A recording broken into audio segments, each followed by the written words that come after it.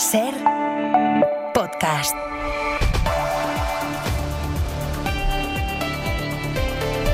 La lucha contra los fuegos de Madrid, de Ávila, de Toledo entra en horas decisivas después de arrasar miles de hectáreas y obligar al desalojo o al confinamiento de casi 100.000 personas y también provocar destrozos tanto en la naturaleza como en bienes materiales. Los servicios de extinción trabajan a contrarreloj apurando las últimas horas del día porque el miércoles se espera la llegada de una nueva ola de calor que puede complicar todo todavía más. Como siempre lo decimos, la meteorología es clave, se teme que el viento pueda jugar en contra en las últimas horas, así que vamos a buscar la previsión. Nuria Seró, buenas tardes. Hola, muy buenas tardes. Sí, el miércoles empieza la cuarta ola de calor que durará al menos hasta el domingo. Temperaturas muy altas en buena parte del país, tanto en la península, Baleares, Ceuta, Melilla, como también en Canarias.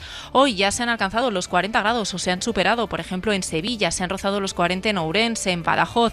Mañana los 40 los veremos en más termómetros, tanto en Ciudad Real, Ourense, Zaragoza. Hay previstos 37 grados en Bilbao, como también en Almería. Temperaturas muy altas de día y también de noche. Esperamos unas jornadas cada vez más cálidas. El peligro de incendios cada día será peor. El viento, atención, porque soplará de componente sur, puntualmente racheado. Viene una masa seca y muy cálida.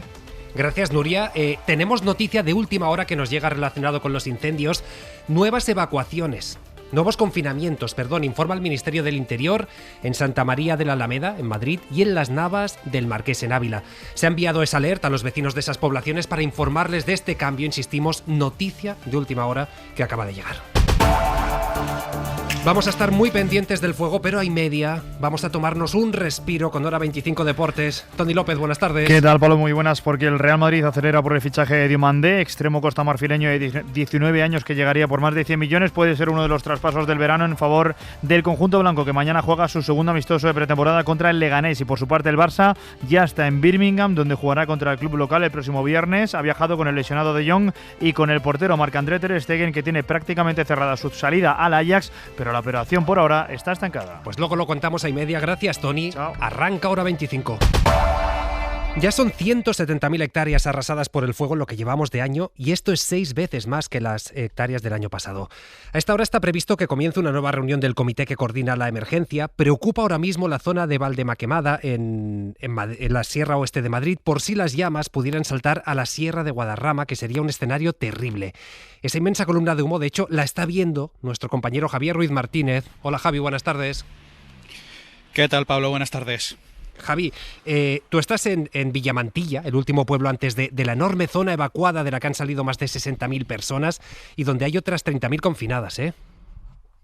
Sí, tenemos enfrente el gigantesco pirocúmulo, es blanco, es negro, es rojizo, le muerden los aviones que parecen mosquitos, es una columna informe como de nubes de tormenta.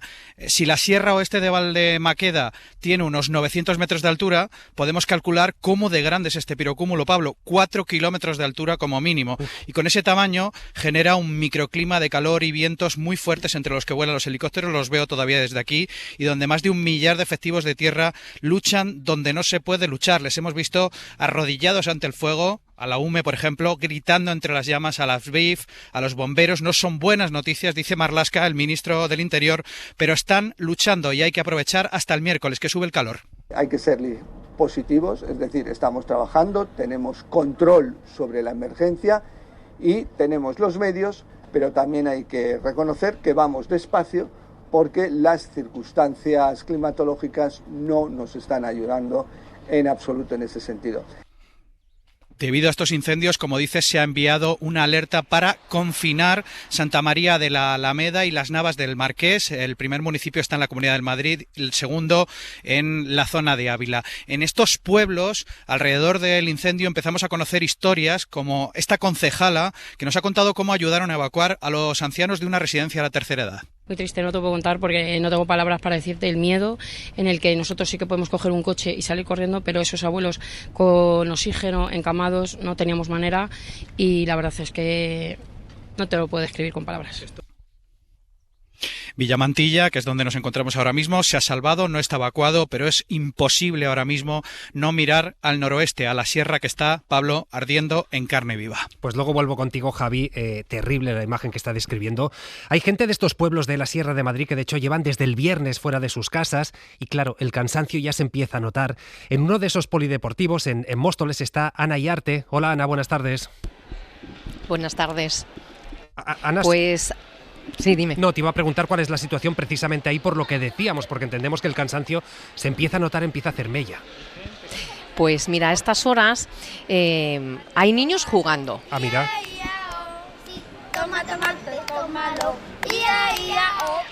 Sí, ellos ya habéis escuchado, son niños y niñas que están jugando, correteando por aquí, por el polideportivo. El resto de personas, pues hay algunos que están hablando en las camas habilitadas o en la zona en las que han dispuesto unas mesas y sillas donde comen y cenan.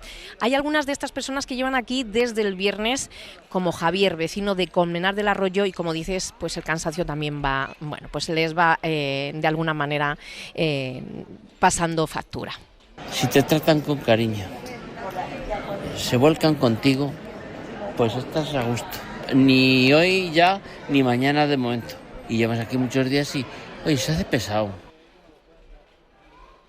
Pues se hace pesado, decía. Claro. En una de las esquinas del pabellón está la comida, el avituallamiento, entre otras personas, ¿vale? Entre otras actividades y administraciones se encarga Cruz Roja. Nos lo cuenta Javier, director de Cruz Roja Juventud. Nos encargamos de la comida, cena, desayunos, como empanadas, tortillas, etcétera, etcétera. Y actualmente estamos en 3 polideportivos aquí en Móstoles. En breve, bueno, pues este ruido que estáis escuchando a lo mejor de fondo pues va a comenzar a bajar para ir preparando tanto la cena como el descanso nocturno. Pues lo vamos contando, Ana, también. Volvemos a conectar en un rato. Hasta ahora. Hasta luego. Sobre el incendio de Ávila, el mayor de la historia de España, ahora mismo preocupan las zonas de Casillas y Mijares, que son 2 localidades que están cercadas por el fuego. Así que vamos a buscar la última hora. Alex García, buenas tardes. ¿Qué tal, Pablo? Buenas tardes. 3.000 profesionales y más de 1.000 medios hacen frente al incendio de la provincia de Ávila, un despliegue sin precedentes. Como decía, se mantienen varias zonas activas, las que más preocupan, Mijares y Casillas, pero paradójicamente, según indica Alejandro Peñalvo, director técnico de Extinción, un cambio en la dirección del viento podría favorecer los trabajos del operativo. De cara a la noche volverá otra vez a rolar a norte, con lo cual esperamos que los trabajos del día sean fructuosos y poder asegurar las zonas para no tener problemas de noche. La última hora también, como indicabais, la mala calidad del aire ha obligado a confinar la localidad de Las Navas del Marqués. Pues hasta ahora unos 2.000 desalojados del incendio de Ávila permanecen en Talavera de la Reina, en Toledo, y allí, en uno de esos puntos de acogida, está Carlos Sánchez. Carlos Sánchez, buenas tardes. Sí, buenas tardes. Desde el recinto ferial de Talavera, aquí en 2 de sus pabellones, se están alojando la mayoría de vecinos evacuados de los municipios afectados del Valle del Tietar, en Ávila, y como contamos también de la Sierra de San Vicente, en Toledo. Más de 1.000 personas en este centro de acogida que han pasado una jornada relativamente tranquila. La gente entra y sale. Destacan sobre todo la atención recibida por parte de voluntarios y profesionales. Hemos tenido que medir 8. Que somos 8 en la familia, pero vamos, el trato aquí muy bien, estupendamente. Todos, en general, los voluntarios, el ayuntamiento, las comidas están genial, la gente mayor está súper bien cuidada, los animales, increíble, en general todo muy bien. En estos momentos la evolución favorable del incendio de Burgondo en Ávila, al menos en la parte correspondiente a la provincia de Toledo, invita a pensar en la desescalada de las medidas de prevención impuestas por el gobierno de Castilla-La Mancha. Las autoridades están valorando el regreso a casa de los vecinos de varios municipios, vecinos que llevan ya 48 horas fuera de sus casas. Pues decía Carlos que se está valorando que algunos vecinos puedan volver a sus casas. Desde Castellón nos llegan buenas noticias. Seguirá la situación como en el día de hoy hasta las 23:59 del día de mañana. Eso no es obvio. Ahora mismo están compareciendo las autoridades. Acaba de comparecer el conseller y ha anunciado efectivamente Radio Castellón, David Costarrosa, que vecinos de algunos municipios van a poder volver a sus casas ya de manera inmediata. Eso es, como comentas, ya son varios los vecinos evacuados, en este caso del municipio de la Vall d'Uixó, que van a poder volver a sus casas de manera inmediata, en concreto los barrios de Toledo, Carbonaire, San Antonio y San Josep de la Vall d'Uixó. Se mantiene el confinamiento de toda la localidad hasta las 8 horas de mañana 28 de julio y se mantienen también las medidas de evacuación y confinamiento en el resto de municipios hasta las 11:59 de mañana 28 de julio. Así que es la buena noticia, la que acabamos de conocer después de la celebración de este tercer CECOPI del día, que los vecinos evacuados de estos 4 barrios de la Vall d'Uixó van a poder volver inmediatamente ya a sus domicilios. Pues buenas noticias, 4 barrios, que he dicho yo municipios, 4 barrios de la Vall d'Uixó, son los barrios de Toledo, Carbonaire, Sant Antoni y Sant Josep. Pues por lo menos un poquito de luz. Mientras en Francia...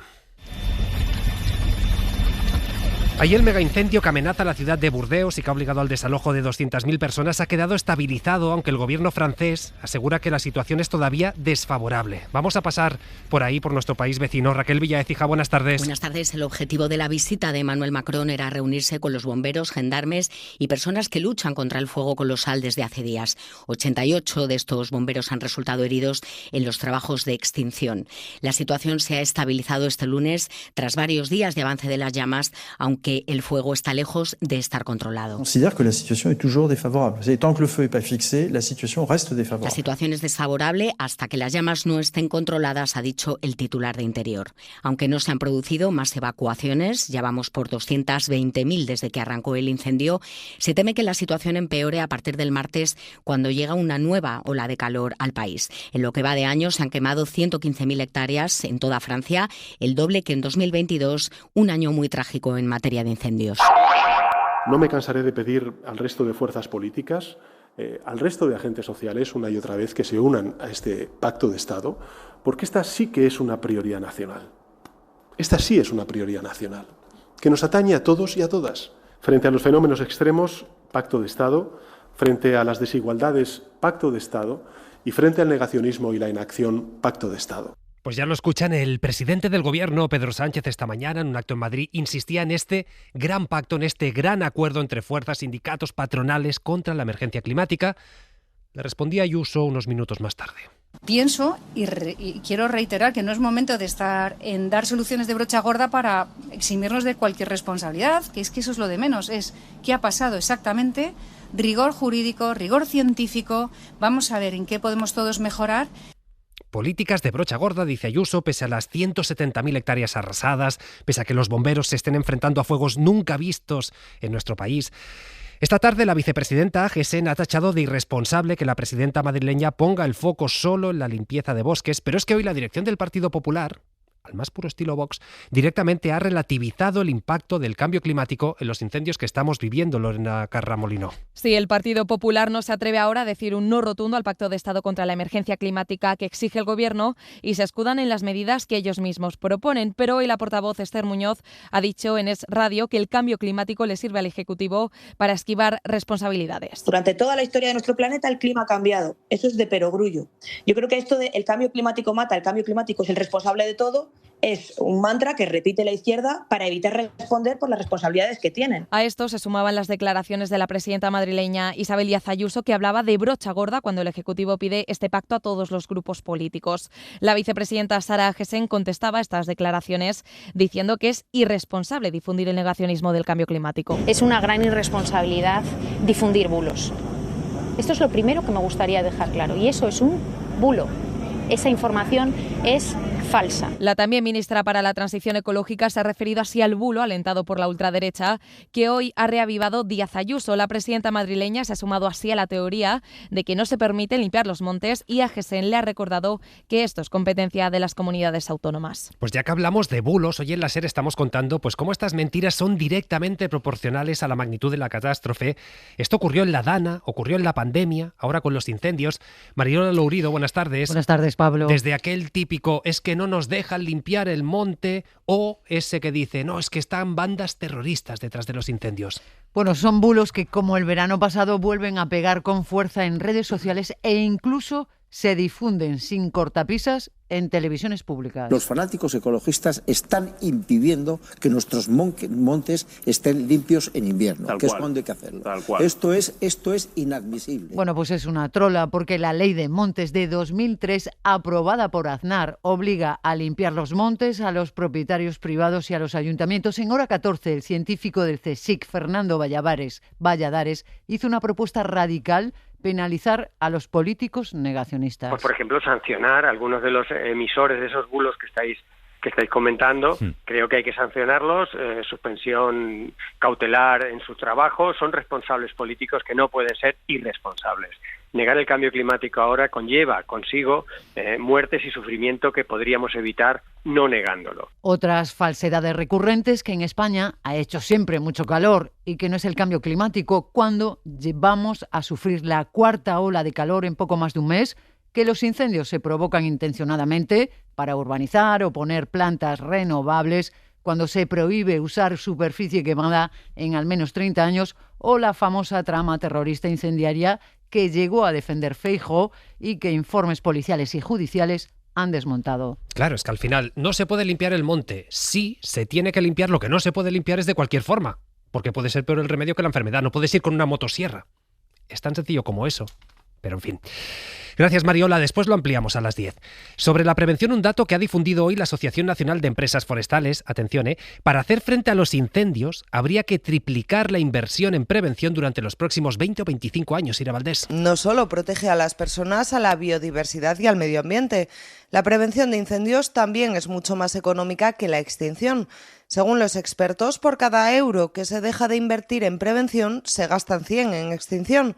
Pero en nuestro país, advierte Miguel Ángel Duralde, presidente de la Asociación Nacional de Empresas Forestales, esa inversión es insuficiente. Sería necesario triplicarla durante al menos las próximas 2 décadas. Para una superficie que es algo más de la mitad de la superficie de España, todo nuestro terreno forestal, hablar de 3.000 millones al año, durante 20, 25 años por lo menos, y con revisiones cada 10, empezaríamos a notar cambios significativos y que tendrían efecto en la evolución de los incendios. Según los últimos datos del Ministerio para la Transición Ecológica, en 2024 la inversión rondó los 730 millones, casi un 40% menos que el año anterior, aunque se trata de una información incompleta, apuntan fuentes del Ministerio, porque algunos territorios siguen sin facilitar esos datos. Y más allá de los incendios, hoy el Gobierno ha chocado de nuevo contra su realidad parlamentaria.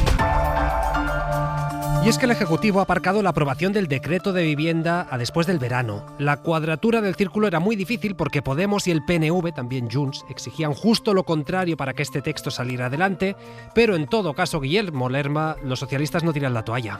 Buenas tardes. El compromiso del Ejecutivo era llevar ese decreto al último Consejo de Ministros del curso, que es el que se va a celebrar mañana, pero la falta de apoyos y los vetos cruzados entre los grupos de la investidura obligan a la Moncloa a rectificar. No habrá ni prórroga de los contratos, ni bonificaciones fiscales o topes al alquiler temporal, al menos por ahora. Ernest Urtasun, ministro y portavoz de Sumar. Los grupos parlamentarios, en esas conversaciones que, insisto, avanzan bien, nos han pedido un poco más de tiempo. Y nosotros ese tiempo estamos, desde luego, dispuestos a darlo. Los socialistas se comprometen a aprobar el texto en septiembre. Dicen fuentes del Ministerio de Vivienda que la intención no es evitar una derrota segura, sino dar tiempo a la negociación porque el acuerdo está cerca. Lo cierto es que los partidos mantienen sus líneas rojas. Podemos rechaza la reforma de la ley del suelo, que pone como condición el PNV, y Junts no participarem d'una perpetuació de les Junts desactiva el optimismo del departamento de Isabel Rodríguez. Aseguran los independentistas que tiene que haber un cambio de rumbo muy grande para participar en las actuales políticas del Ministerio de Vivienda. Por cierto, que con la que está cayendo ha pasado muy desapercibido que por primera vez un gobierno en el que participa el Partido Popular, el de Canarias, donde gobierna con Coalición Canarias ostenta la presidencia, ha anunciado que va a apoyar la reforma del sistema de financiación autonómica. Esto después de llegar a un acuerdo que reconozca sus singularidades. Ser Las Palmas, Desiré Rodríguez. Canarias apoyará el nuevo modelo de sistema de financiación autonómica que se va a debatir este miércoles en el Consejo de Política Fiscal y Financiera. El gobierno regional y el nacional han llegado a un acuerdo histórico, según lo han calificado ambas partes, para que el nuevo modelo inyecte 1.300 millones de euros al año a la comunidad autónoma, para que también deje fuera al régimen económico y fiscal de Canarias y a los fondos del antiguo IGTE, el Impuesto General sobre el Tráfico de Empresas. El pacto logra, dice el presidente canario, que se reconduzca un modelo de 17 años de infrafinanciación para el archipiélago. Tanto Fernando Clavijo como el ministro de Hacienda, Arcadio España, celebran una negociación sigilosa y que hace justicia con la singularidad territorial. Igual que hemos sido críticos en otras ocasiones, hoy tenemos que decir aquí que las reivindicaciones que hemos ido planteando han sido satisfechas por el Gobierno de España y que este acuerdo de nuevo sistema de financiación es positivo y hace justicia con Canarias. Un acuerdo que los planteamientos nunca son de máximos, sino que todos para llegar a un acuerdo tenemos que ceder algo. Yo creo que es un muy buen ejemplo el que ha hecho el Gobierno de Canarias con el Gobierno de España en muchos aspectos. El acuerdo Canarias-Estado contempla además la transferencia de 196 millones de euros en partidas pendientes con las islas, que van a ser aprobados este martes en Consejo de Ministros. Y Donald Trump vuelve a sus vaivenes diplomáticos y a menos de 24 horas de su reunión con Netanyahu decide suspender los ataques a Irán para intentar volver a negociar. Este es su enésimo giro respecto a Oriente Próximo y, casualidad o no, llega en un momento en el que el petróleo vuelve a estar desbocado. Victoria García. Sobre las negociaciones con los iraníes que el régimen de Teherán niega que se estén produciendo, Donald Trump dice que Irán pidió muy amablemente y muy humildemente volver a negociar y que Estados Unidos ha accedido y en unos días habrá noticias. Eso lo dijo en el avión presidencial, pero poco después en una entrevista con el portal Axios ha dicho que si esas conversaciones no prosperan, ahora sí que los ataques volverán contra Teherán con toda su virulencia. Sobre la acusación de Zelensky de que Rusia está dejando usar sus satélites a Irán para atacar objetivos norteamericanos en Oriente Medio, dice Trump que le va a preguntar a Putin por ese asunto, pero que tampoco importa demasiado que los rusos les ayuden porque ayudaron a Maduro en Venezuela y fíjense cómo terminó. Recta final del juicio a la Kitchen, la presunta operación parapolicial que tenía como objetivo espiar a Bárcenas y destruir las pruebas sobre la caja B del Partido Popular. La defensa de Villarejo en su alegato final ha negado que el excomisario jubilado buscara robar material sensible que podía guardar el extesorero y, ojo, dice que este es un caso cuasi periodístico. Miguel Ángel Campos. La defensa de Villarejo ha pedido la absolución para el comisario jubilado, para quien la Fiscalía pide la pena más alta, 19 años de cárcel. Sostiene que solo cumplió órdenes para ejecutar una operación de inteligencia que averiguara los testaferros de Bárcenas, que el operativo Kitchen no existió, que fue una invención periodística alentada por el extesorero del PP. Este es un caso cuasi periodístico, que el famoso caso Kitchen, que nunca existió como tal nombre, se creó por el señor Bárcenas a través de un grupo de periodistas que él hábilmente movilizó. Pero el propio Villarejo denominó Kitchen a la operación en sus grabaciones y en sus agendas, que el abogado dice ahora que no hay que tomar como hechos incontrovertidos. En similares términos se han pronunciado las defensas de los comisarios Andrés Gómez Gordo y José Luis Olivera, pero es numerosa la evidencia en su contra. El juicio quedará esta semana visto para sentencia. Y la asociación Ultra Hazte Oír ha rebajado su petición de cárcel para Begoña Gómez de 24 años de cárcel a 13. Claro, a los ultras no les ha quedado más remedio que adaptar sus acusaciones a los límites que estableció la Audiencia de Madrid.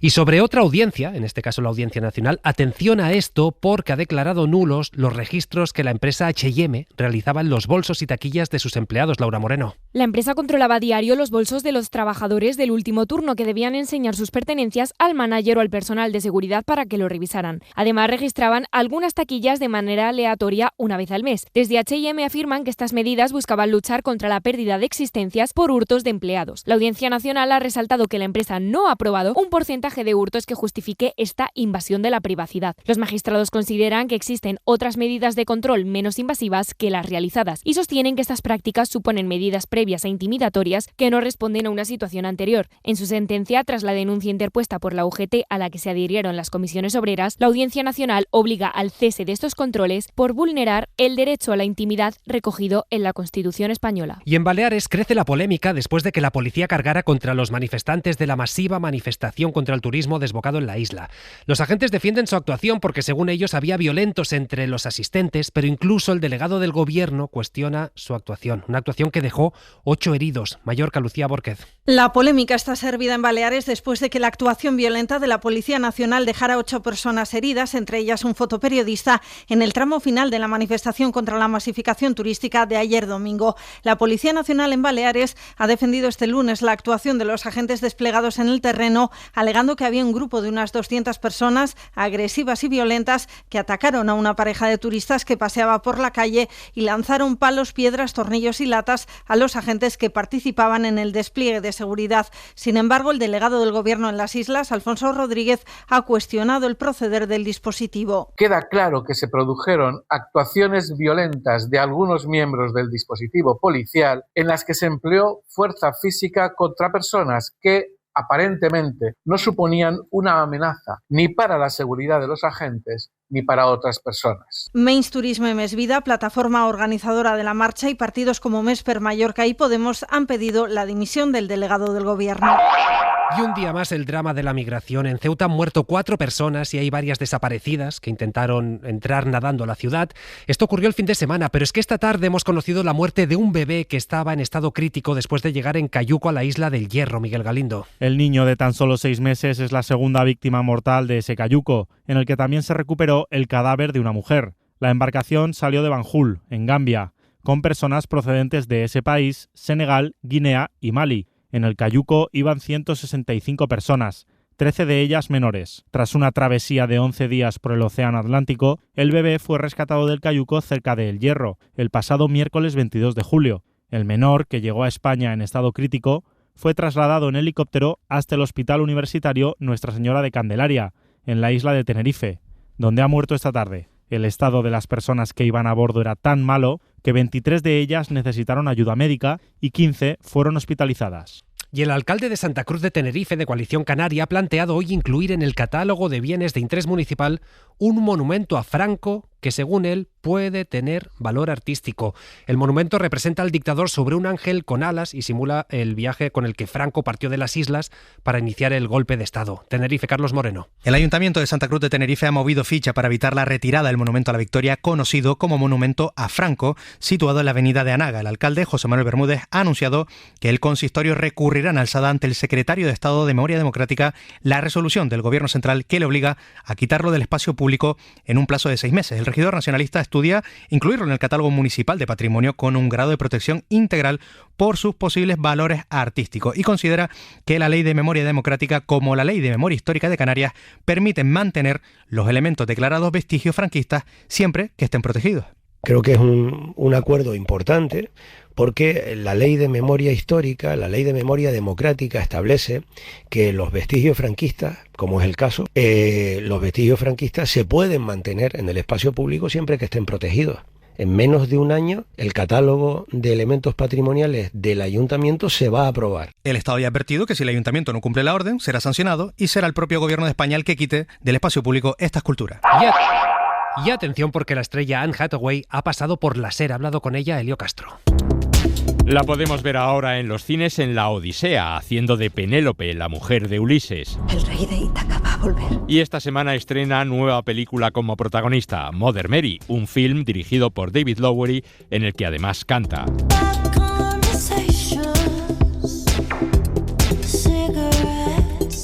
Porque Anne Hathaway interpreta a una antigua estrella del pop que padece una crisis de identidad. ¿Te ha gustado el concierto? Ha sido increíble, ha sido como una experiencia religiosa. Una película que habla de amistades tóxicas. Dice Anne Hathaway que cuando la curiosidad se vuelve desprecio y el desprecio se convierte en lo primero que sientes cuando surge la tensión, es cuando hay que dar un paso atrás porque has entrado en territorio tóxico. Mother Mary confirma el buen momento que vive Anne Hathaway en 2026. Además de La Odisea, ha estrenado El Diablo Viste de Prada 2 y en los próximos meses la veremos en un par de títulos más. Además, ya empieza a sonar nuevamente como candidata al Oscar. Para no perderte ningún episodio, síguenos en la aplicación o la web de la SER, Podium Podcast o tu plataforma de audio favorita.